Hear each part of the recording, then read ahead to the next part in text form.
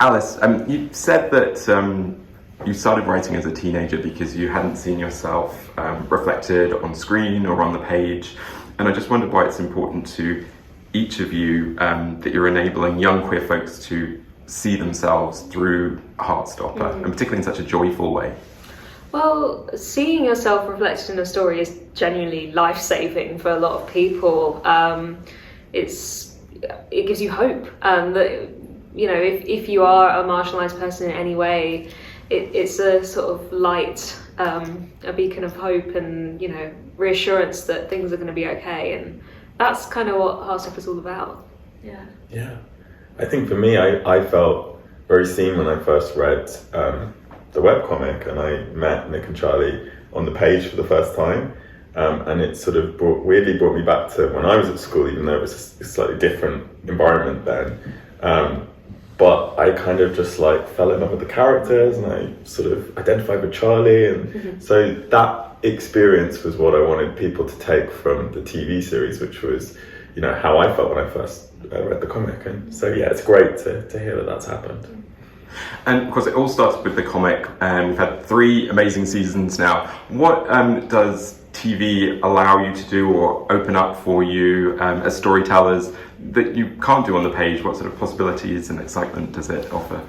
Well, the main thing is it's such an expansion of the comics. The comics are very focused on Nick and Charlie, and there's just not really a lot of room for the supporting characters. But in the show, we've got so much space to let those characters have their own stories and really go on their own individual journeys as well as Nick and Charlie's. Yeah, I mean, TV is what I do. That's the only thing. So we always try and stay incredibly true to what you have put in the comic. And then, yeah, we get the chance to expand it. So it's really like taking in the whole ensemble cast of Heartstopper. That feels like the main big difference in the TV version. Yeah, I loved all the group scenes this season. It's such a great friendship group and great spending time with them in that way. Could you talk a little bit about the thought that you put into the flow and structure of this season? Because it starts with, you know, I love you, such a beautiful moment under that street lamp. And then you take us to some quite challenging, dark places throughout the series, which is set over a year, actually, isn't it? Yeah. So, I mean, the main thread of this season is Charlie's mental health journey. And we follow him as we sort of go into the lowest, his darkest time, I guess. And then we follow him as he comes out of that. And then things get a lot better for him and for Nick and Charlie's relationship, and they're getting older, and things are blossoming, and but the circular theme of this season is, I think, Charlie's mental health, and for me it's kind of, there's a sort of circular moment where, in episode 1, Charlie can't take his shirt off at the beach, and then at the end of episode 8, he's finally able to take his shirt off in front of Nick, and that's like kind of closing that storyline in a way. Yeah, it's been the first season where we've had like a really big time span. There was a little bit of time elapsing in season 1, but season 2 was a very concentrated time period, and so to sort of, it does give it a different rhythm. I think that like suddenly you're kind of going forward when you start at 4, for example. There's been a big time jump, which I think makes it feel different and was exciting to do. I love that it is set over such a long time, and that also means we get holiday episodes too, so we get Halloween and New Year and Christmas, which is wonderful.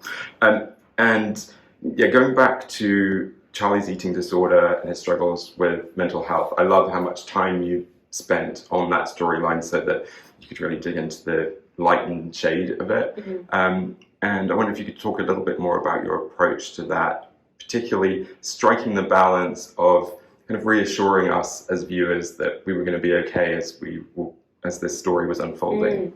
Well, it's a balance. In exploring those themes, I wanted it to be realistic and authentic to that experience.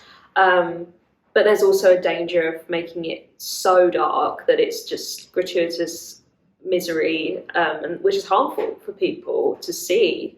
But on the other hand, if you skip over all the dark stuff, then it's just not realistic at all. So you've kind of got to find that middle line in between those two things. And in the writing, for me, it was just about figuring out what to show and what not to show. Certain parts of the story we don't ever see, we're just told about, because seeing them it's not beneficial for anyone, particularly people who are dealing with those things themselves. So that was the challenge of it, really, just finding that middle line, I guess. Yeah, that was something that I really appreciated about the first season too, is that we heard more about the bullying that Charlie had encountered at school, rather than seeing that. 'Cause we all know what that looks like, really. So was there anything that you wanted to add, Patrick, on that? Yeah, I guess it was just making sure that in how you chose to adapt it, that you felt it was the right way, you know, with episode 4, for example, where you really broke with form in terms of how you wrote the screenplay for that episode in relation to all the previous episodes. It was kind of going, okay, what in this kind of run of Nick's account of events, or then in Charlie's account of events, do we really need to see in order to give it that potency and the power? And we see little flashes of stuff. So yeah, that was quite a lot of deliberation went into that. So yeah. Why was it also important for you to focus on Nick, particularly as we get towards the end of the season, and how being in the supporter role to Charlie has, you know, impacted his life? Well, Heartstopper is Nick and Charlie's story. You know, they're both equal main characters, and although it's Charlie who's going through this ordeal, I guess, Nick is obviously very affected by it because he loves Charlie, and he would obviously want to be doing anything he can to help. And that has an effect on him. It causes him a lot of anxiety for obvious reasons, and definitely towards the end of the season we see like the sort of dynamic beginning to shift a little bit between them, where Charlie is starting to do a lot better and Nick's starting to realise now that he doesn't have to spend so much time worrying about Charlie, he doesn't really know who he is outside of this relationship, and that's something that I'm definitely going to be exploring in the next Heartstopper book. So yeah. And what impressed you about the way your young cast handled some of the more challenging themes this series? Beautiful performances, and they were great to begin with, but I feel like we're really seeing them mature on screen as actors and getting more nuanced and bringing even more to their roles. Yeah, I mean, that's so great to hear, because we had lots of scenes this season because of the way the chronology unfolds, like we've been talking about. So there was a lot to do, and I was really conscious that we were asking a lot of the young actors, you know, in terms of very big dramatic scenes, but we really had to shoot it at quite a pace. So, you know, for example, I think Kit does what you just talked about, Alice, beautifully in season 3, which is that kind of, he delivers that truthfulness to Nick's situation, which is he's got these issues around people pleasing and he always wants everyone to be okay, and that probably goes back to his childhood and the bullying that was there with his brother and the, you know, his parents and all that sort of stuff. And I think just in little kind of amazing sort of expressions that Kit's able to do, you just get all that history and it feels authentic and believable. So yeah, I'm very proud of all of them. And I think that they were really excited to delve into the more serious things this season. Like, I definitely know Joe was really, really enthused about this storyline for Charlie, and he was really up for it. And his favourite scenes are the ones where he gets to have a breakdown or like gets to shout and scream, and like all the really big dramatic moments. I think the actors love getting to, you know, give it their all and get their teeth into something really gritty. And there's a really heartwarming, well, we see the really heartwarming friendship between Isaac and Charlie. I love some of the moments that they have this season. I just wondered, Alice, like how much of your own experience you bring to the character of Isaac, particularly as we see his story unfold this season. Yeah, a lot. I mean, obviously I'm aromantic and asexual, same as Isaac, so it was really important to me to introduce a character who was that, because I got this opportunity to do that, and it's an identity that's very rarely represented on screen. It's hardly ever been represented on screen. So just the existence of Isaac is helpful for a lot of people and very educational, I think, for people.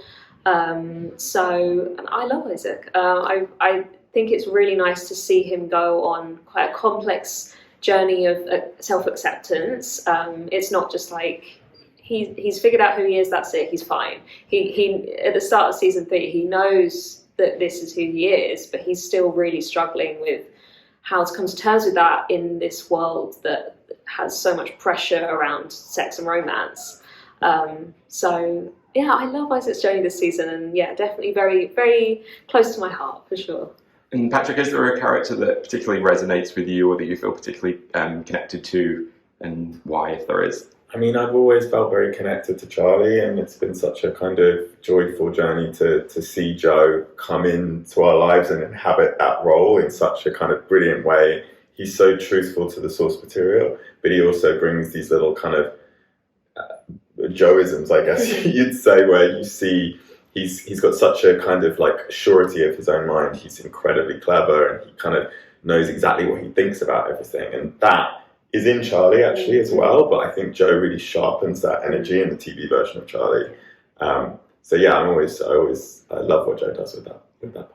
And I love Elle's storylines this season. I think it's a really powerful episode when we see her go to do the radio interview, and then she's suddenly expected to be a spokesperson for every trans person, and such a great line when she says, trans lives aren't a debate, we're humans. And I just wondered if you could talk a bit about what you wanted to explore with that scene. Yeah, my goal was I really wanted to explore the culture of transphobia that exists, particularly in the UK, but also worldwide for sure.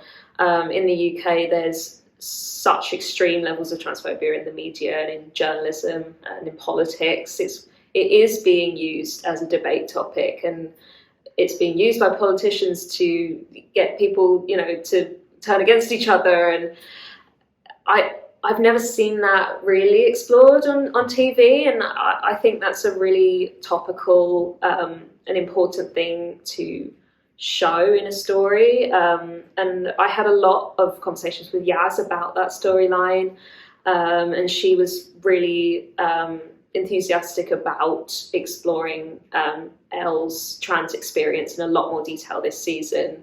Because I think until this season, I was very much in the mindset of like, I want Elle to be a trans character who's not forced to go through so much misery and trauma. Like, there have been a lot of trans stories that are like that, but actually it's time that we really show the reality of what life is like for a trans young person, and the media and the politics is such a big part of that. So yeah, and now hearing all of these voices, it made me think of like growing up under Section 28 myself, and then there was a debate about lowering the age of consent to 16, and hearing all the most powerful people in the country denigrate you is it is very damaging. I think one of the really great things about that storyline this season is that you see the effect it has on Elle personally. It's like after that experience, you feel the weight of it on her as a character, and that I think is really finely done, and the kind of dynamics of the intimacy that she has in her relationship with Tao is also affected. So kind of, I think it's putting the kind of human face on that culture war that is sort of blighting us at the moment. Yeah, really beautifully done. Yeah. One scene that made me immediately burst into tears this season. There were quite a few, I have to admit, but there were quite a few. But when Mr. AJ is suggesting that Charlie should run for head boy, and then we just see Mr. Farouk recalling what it was like to be, an isolated young queer person without anyone to look up to. And for me, it really encapsulated the way that people of my generation and older even have really connected to Heartstopper and what they take from it. I wonder if you could maybe talk about those two things, I guess, the scene itself and also the way that, this is for people of all ages, very much so. Yeah, I mean, it's kind of exactly as you're saying, Mr. Farouk is one of the few adult characters in the show. And then in that moment where we see Baby Farouk, as we call him, it's like Oh yeah, of course he's had this whole life of growing up as a queer teenager. Yeah. He's had his own Heartstopper journey, except it probably wasn't as magical and wonderful as Nick and Charlie's story has been. So, and I think that's something that many of the adults who watch Heartstopper can really relate to. You know, the main reaction that we get about Heartstopper from older viewers is, I enjoyed it, but it made me feel sad about my own youth. Yeah. So. And I think those characters, Mr. Ajayi and Mr. Farouk, have, you know, since season 2 and their amazing kind of journey that they go on in Paris, where they kind of get together, those scenes started off that kind of like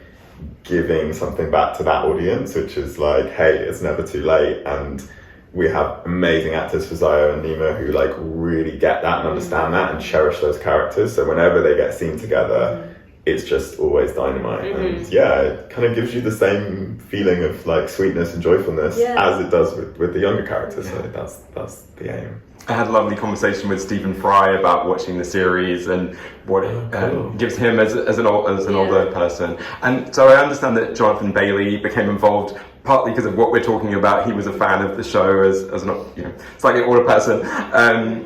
What was it like to have him on set and make him part of the Heartstopper family this season? It was wonderful. He was only on set for one day, but he was such a beacon of light. I feel like he came on set and everyone just cheered up. Yeah, it's a very charming man. Yes. So, you know, people were happy. Yeah, and he was very happy to be there. Like he really genuinely wanted to be a part of Heartstopper, and I think everyone really felt that from him. Because we were filming his bits, and then we were also filming some of a uni road trip. All the girls who were in that scene, so we had Ria and Yaz and Karina, they were all waiting around, and I saw them in their dressing rooms being like, is he here? Is he here? And then he came in and was like really lovely with them and took all the pictures and stuff. So yeah, it was great. And when it comes to tackling sex or approaching sex this season, I loved how the focus really was communication, talking about how people felt comfortable, whether they were ready.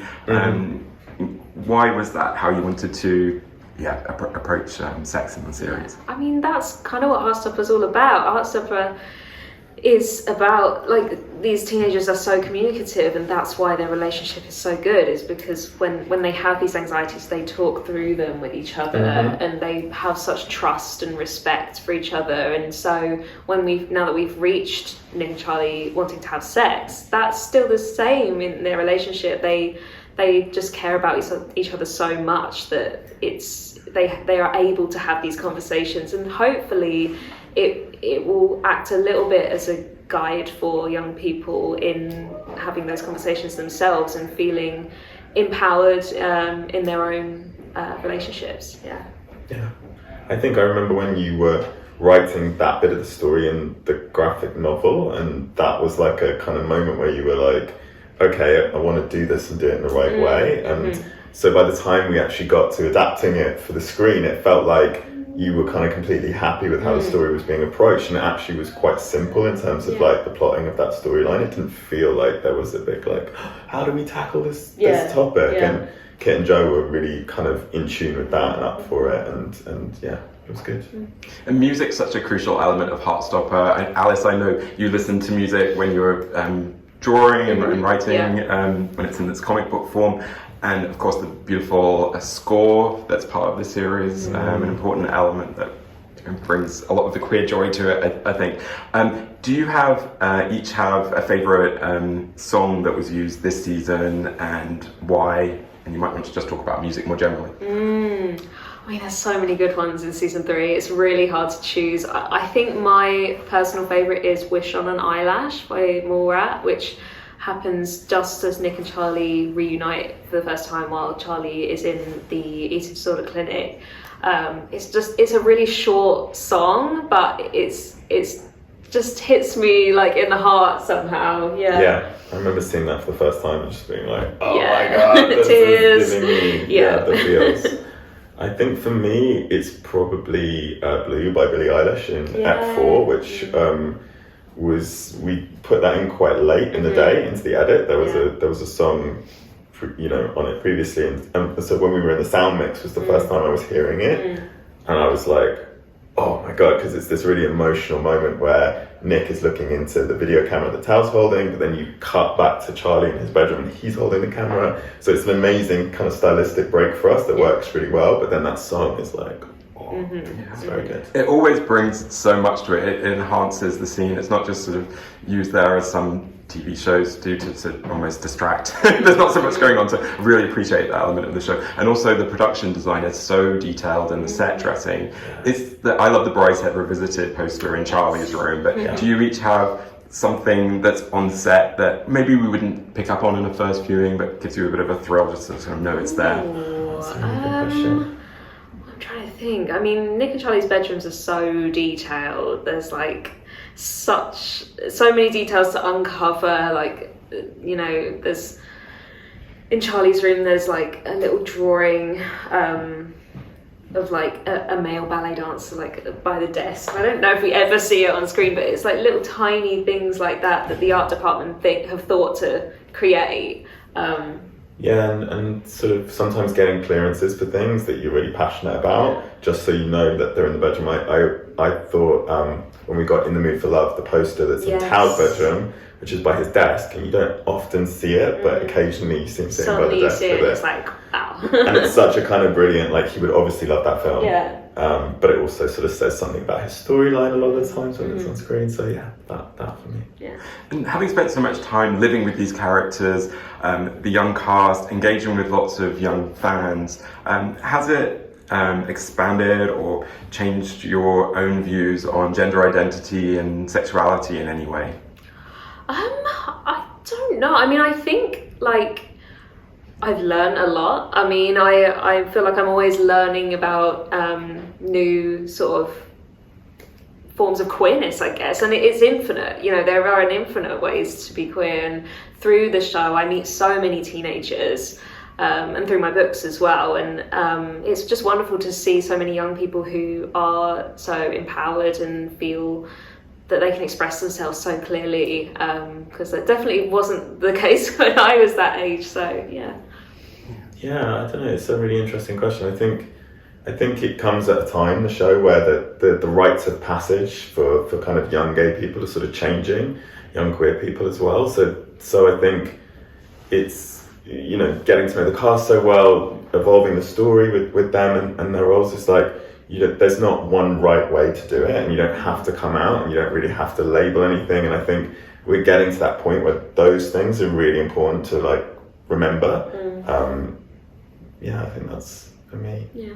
And last question for you both, and it's quite a broad one. It's for your favourite piece of LGBTQ plus culture. So it could be film, TV, music, books, graphic novels, any kind of artwork, or a person, if you want to highlight someone who identifies as LGBTQ plus. So someone or something that's had an impact on you, resonated with you over the years, and why? I have an immediate thought, which is I saw a movie this year called I Saw the TV Glow. I feel like it was a spiritual experience watching that film. It's sort of about being trans but not really understanding that you're trans. The word trans is never used in the film, but that's kind of what the film is about. And I went to the premiere of it, which was just full of queer and trans people, and I feel like we all had like a communal crying session. And yeah, it's just one of the most beautiful queer movies I've ever seen. So yeah. Yeah, for me, I think a novel called The Line of Beauty by Alan Hollinghurst always jumps into my mind, because I read that when I was quite young, and it's very, very different to Heartstopper or anything we're doing. It has that kind of gay, queer, coming of age story that's just done in the most beautiful and moving way, and that's the book I always recommend to people to have a read of. Patrick, Alice, thanks so much. Thank you. Thank you.